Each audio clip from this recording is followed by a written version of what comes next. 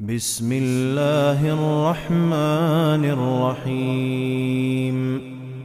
سبح اسم ربك الأعلى الذي خلق فسوى والذي قدر فهدى والذي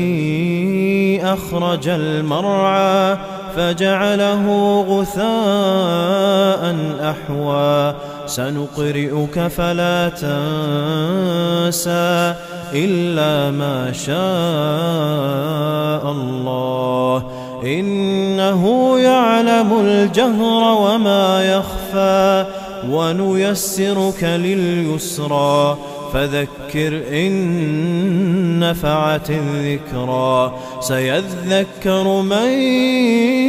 يخشى ويتجنبها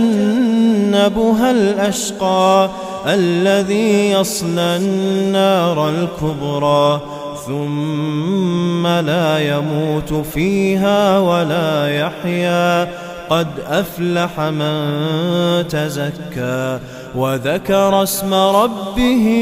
فصلى بل تؤثرون الحياة الدنيا والآخرة خير